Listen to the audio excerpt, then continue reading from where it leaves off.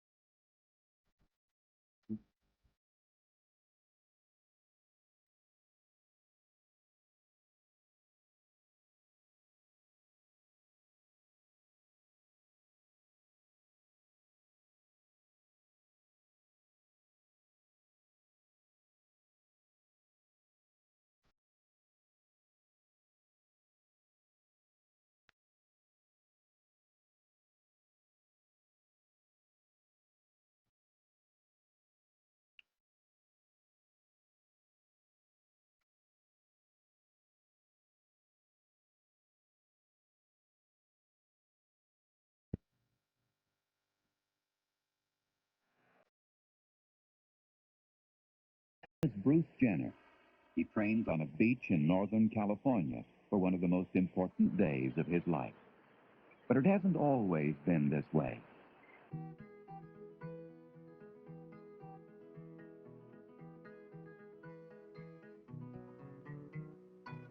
Like all champions, Bruce Jenner had to start somewhere.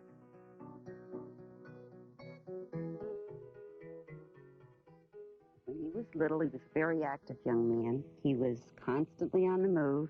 When it came to sports, in school, he would start off in football right off the beginning of the season, and then after football, he'd be into basketball, and when basketball was over, he was into track, and when track was over, he was into water skiing, so it didn't matter what he was in, whether it was in sports or whether it was in school or whatever. He was very, very competitive.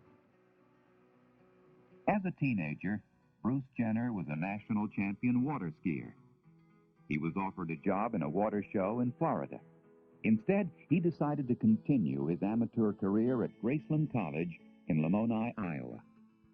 Though Jenner had accepted a football scholarship, track coach L.B. Weldon saw in the young recruit a potential decathlon man. Well, I was really impressed with Bruce because he'd listen to you. He was faithful in what you were trying to discipline him to do, and he had a desire to just do the very best he could possibly do. It wasn't actually till 1970. I'd been in track and field for about 6 years, and like football and basketball and skiing and everything. And at that point, I decided I wanted to try my first decathlon just to see what happened. Okay. When I did it, I said, this is the greatest thrill I've ever had. I've never, ever had an opportunity to go into an event like that and be so challenged by it. Everything in sports was there that I wanted. It was tough. It was very difficult to train for. It was long. It was involved. And so in that way, after I ran my first decathlon, I said, this is it. This is what I want to do in sports. The decathlon is scored on an international table that awards points in each event. The better the performance, the more points an athlete earns. Jenner piled up enough points to win a spot on the U.S. Olympic team at Munich in 1972. His 10th place finish there was enough to make him hungry for more. This is the greatest experience I've ever been through. I'm very young. At that time I was 22 years old. I had only run a decathlon for a couple of years. I thought I had a lot of areas where I could improve myself. I felt like I wanted to come back to 1976 Olympic Games. And I thought in Montreal, I was not going to be there just to try to go to the games. I was going to go to try to win. And I had 4 years to try to pull that thing off. When Jenner returned from Munich, he and his young bride, Christy, decided to move to San Jose, California. They found an apartment next to the running track at San Jose City College. It fit Jenner's plans perfectly. Getting up every morning, there was that track staring at him. He couldn't get away from it. He couldn't pretend that it wasn't there. So the dedication began. I learned pretty quick that you didn't ever talk about losing. You didn't ever talk about possibility of defeat. You always talked about winning, and you believed that it would happen. Faith, keeping the faith. In San Jose, Jenner becomes part of a community of world-class athletes training for Montreal. He works out every day, beginning before breakfast. His dog, Bertha, is a constant companion.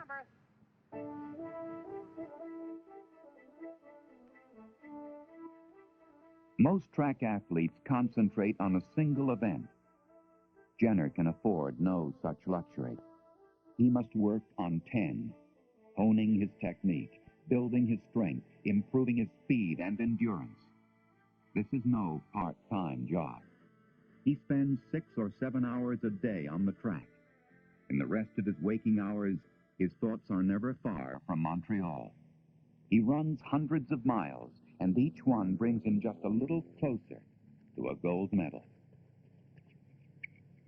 16-1, Bruce. Not too bad.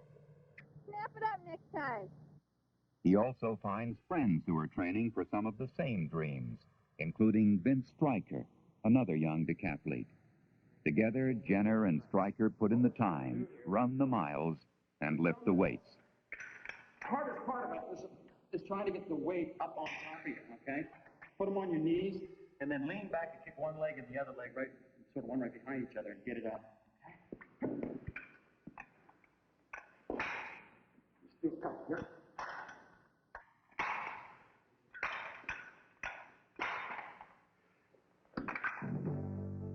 The work pays dividends. Jenner jumps farther, runs faster, and throws longer. He begins to pile up an impressive string of victories and breaks the world record in one of them. Within 2 years, the anonymous American who had finished 10th at Munich is the world's top-ranked decathlete. And still, that is not enough. Montreal looms larger every day, and Jenner becomes a man obsessed. He sets a new world record in the U.S. Olympic trials as he qualifies for the American team. Finally, all the running and all the work take him to Montreal. Getting close, Arnie, getting close.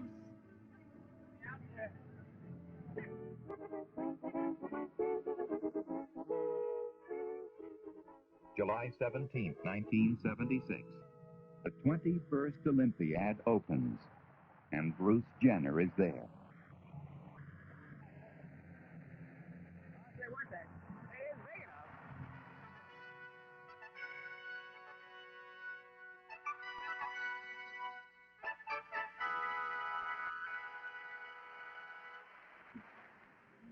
But after 12 years of training, Bruce Jenner must wait nearly 2 weeks more before his time to compete. Time for the pressure to build. Time to think about the Russian Avilov who has returned to defend his title. No doubt he too has trained long and hard for Montreal. But the eyes of the world will be focused on the challenger, Bruce Jenner. This will be Jenner's last decathlon.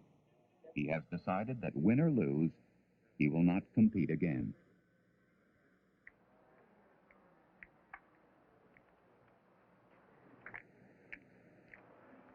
Good morning, ladies and gentlemen. We welcome you to the 6th on the athletics competitions of the games of the 21st Olympiad.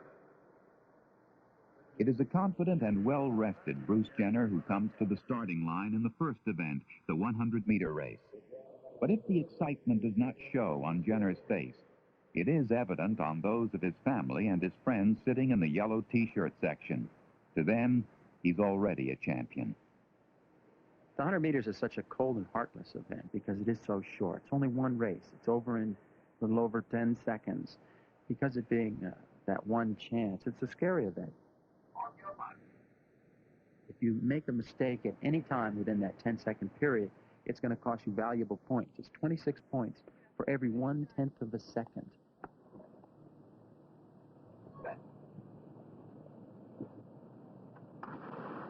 Wide. Come on, Bruce. Looking good. Looking good. Looking good. Looking good.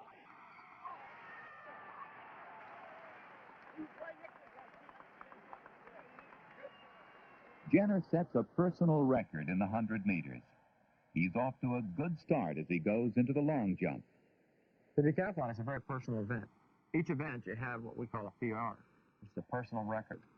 If you know what these are, and you try to push yourself to that maximum every time, you're going to come up with a very high decathlon. If there's, let's say, 25 competitors in the meet, there's 25 little track meets going on. Everybody is trying to do their personal best time and their best performance.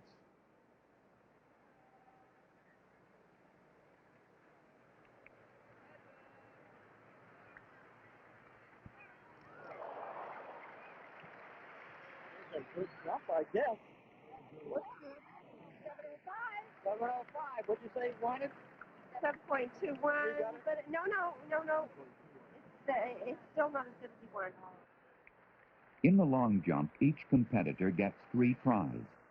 The points from the longest one are added to his total score. His second jump is better than the first, but not as long as he would like. He has one more chance.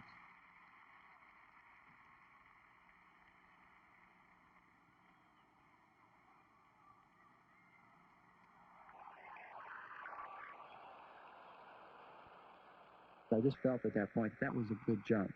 I didn't know exactly how far until finally a couple of minutes later they flashed my distance up on the score clock. It was 1 centimeter farther than I'd ever jumped before in my life, and that was 2 personal bests in a row. Needless to say, that was the way to start the Olympic Games off. Waiting in between events can be very boring. There's nothing to do. A lot of times you want to get the thing going because for so many years I had imagined the Olympic Games and the times and the distances I'm going to get and the total score that I wanted to see finally what it is. I wanted to see what that final score was. I've been waiting to see it for such a long time. Jenner will try for his best in the shot put. The shot put for me was probably one of the most exciting events of them all because 1 week before the Drake Relays, back in April, I had injured my finger when the shot came off the back of my hand and I pulled the tendon in my hand. It caused an awful lot of pain and also caused me not to be able to practice that event for months and months before the games. So I didn't expect a big try. I expected to throw around 47 feet. Right before I threw that last throw, I thought to myself, I'll put that little finger behind it because I got, 50, 60 years to let this finger recuperate after this meet is over with. And I just let it go, and luckily it didn't hurt that much. So I threw farther than I'd ever thrown before, and that was my 3rd personal best in a row. Needless to say, I was very excited.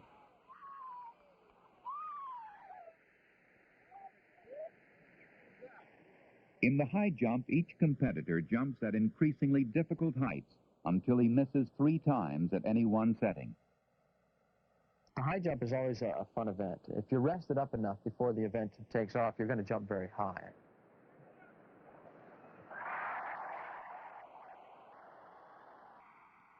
Coming up to the Olympic Games, I kept saying to myself, my best at that time was 6'7". I wanted to go 6'8" because I thought that would be a really solid jump for him, and I thought I had the potential to go that high. I'm looking at the bar, 6 feet 8 inches.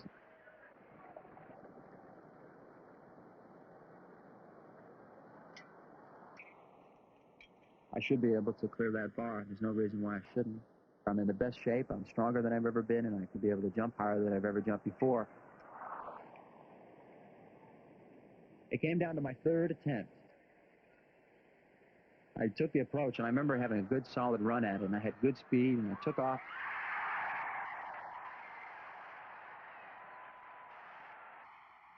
It is his fourth personal record in 4 events. At the end of the first day of competition is the 400 meters, an endurance sprint. Jenner is only in 3rd place overall, but he can make up ground with a good performance.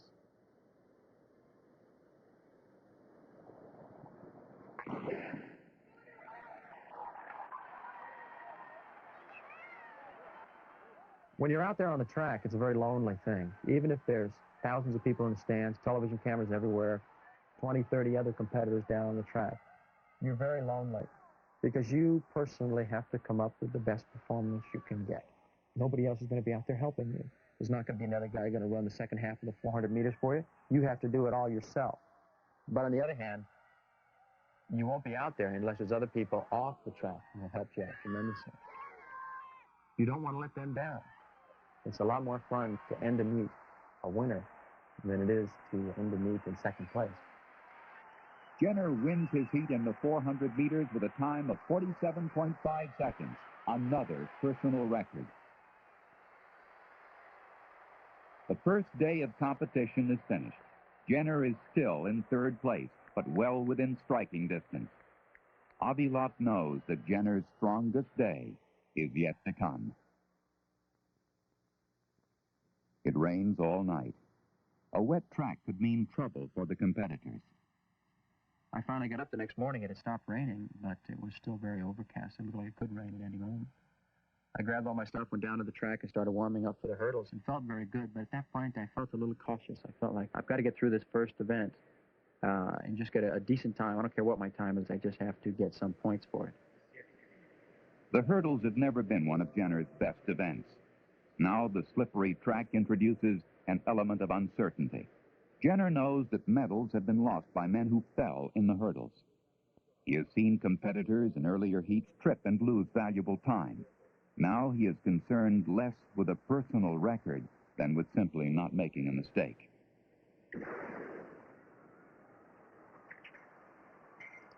Jenner gets out very well.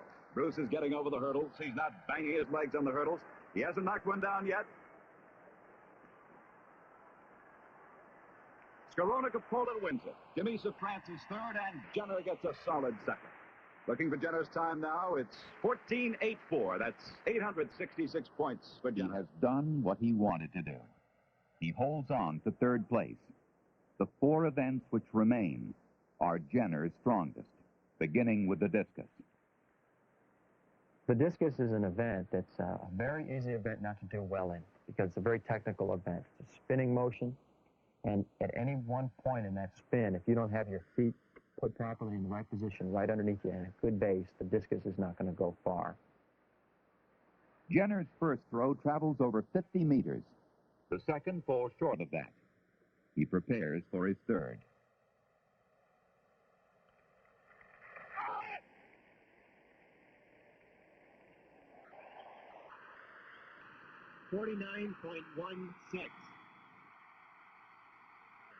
Jenner is disappointed. His 3rd throw is the strongest of all, but a low trajectory brings the disc to earth short of the 50 meters. But he still wins the event and moves into 2nd place. He could take the lead in the pole vault coming up, one of his best events. Among the leading competitors, no one vaults as well as he does.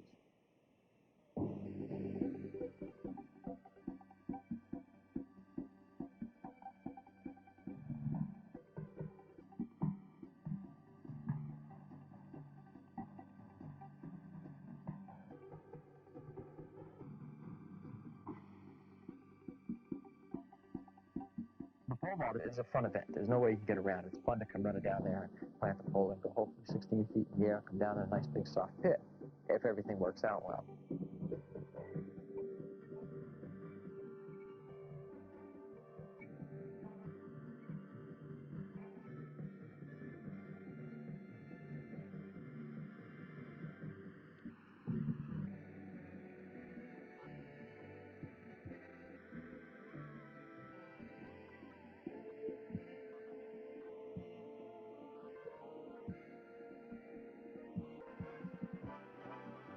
As in the high jump, each competitor gets 3 tries at each height. The higher Jenner can vault, the more distance he will pick up on the rest of the field. At first, his drive for the lead falters.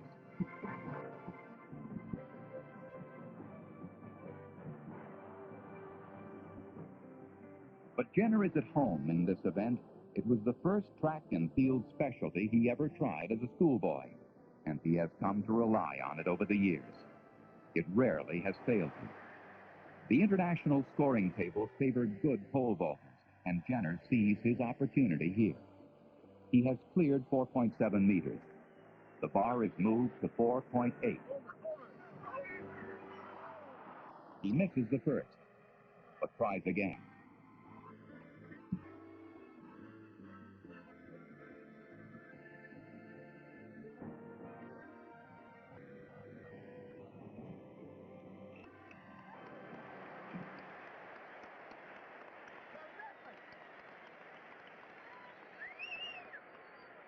Jenner's best is 4.8 meters, nearly 16 feet. After 8 events, he is finally in first place. The gold medal is more accomplished than his nearest competitors. His third throw of 68.5 meters not only increases his first-place lead, but also puts him close to a new world record. Millions of people around the world are watching his triumph in living color and instant replay. Good rotation. A good, strong throw. He's inching. Only the 1,500 meters remains. At that point, I started thinking to myself that this is almost over with. I had trained for 12 years of my life, and I've got one event left. I started getting very choked up at that time. I started thinking about what a great time in my life this is, and how much time and energy I had put into it. And it was going to be over with just in the next 15 or 20 minutes. The 1,500 meters, for a lot of decathlon men, has always been drudgery. They've always hated to try to do something like that. I always enjoyed it. It was the most challenging event in all of the decathlon. The gold medal is almost a foregone conclusion. Barring total collapse, Jenner will win the decathlon. He seems assured of a new world record given his abilities in distance events. But the Russian, Litvinenko, the second place running for a medal, he picks up his pace as Jenner closes, and the final few yards become an exhibition of pride and pure competitive spirit. Jenner, who has a new world record, the first man to score over 8,600 points in the decathlon. The third scoring finale, the American has done it. Bruce Jenner wins the gold medal. What a competition this has been. Jenner's 2-day performance here in Montreal is worth remembering, not just for its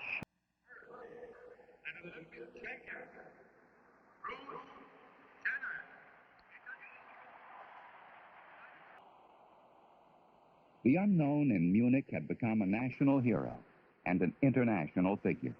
He had achieved his ultimate goal, and now his words were important to other young athletes who wanted to do the same.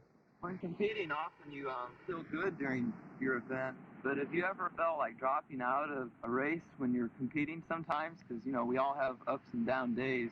Yeah. Felt like that? Well, I never really felt like, well, a couple of times I have to say yes, I did feel like dropping out of a race. And in fact, I did drop out of a race once. It was in a quarter mile. It was in like an all-comers meet, and I just couldn't get into it. And right in the middle of the race, I said, why am I doing this? And I just pulled off because I was very tired from workouts, and I just wasn't physically or mentally into it. You're always going to have down times. There's no way you can get around it. You've got good days and you've got bad days. But it seems like in the back of my mind, I always had a dream, and I always wanted to be able to fulfill that. One thing that you always do is you'll always doubt yourself. Even if I had run a great decathlon, I would train all year long the next year, and I knew I was in better shape. But you always doubt yourself. Can I bring that performance out of me on that day? And it's a very scary thing, and it just, with experience, going through that experience a few times and learning about yourself and how you react under the pressure situations, it's going to help out quite a bit. But you just have to keep your chin up and keep plugging away. Look at it as a very long-range goal, not as a day-to-day goal. I thought it'd be very sad to see it all go because it was so much fun, and it was my whole life at that time. I just didn't want to compete just for the fun of it and just do mediocre. If I'm going to be in it, I want to go all the way with it. I think that's what it's all about. I learned that the only way you're going to get anywhere in life is to work hard at something. There's no way you can get around it. I don't care if you're a musician, whether you're a writer, whether you're an athlete, whether you're a businessman, whether you got your own business. There's no way to get around it. You've got to put the time in. You've got to work very hard. You've got to learn a lot of things. You have to experience things. One thing I always want to have in my life is to always be challenged by something. To always have something out there that I'm looking forward to doing. If I have a goal or a challenge out there that I'm looking forward to, I feel like I'm always moving ahead in my life.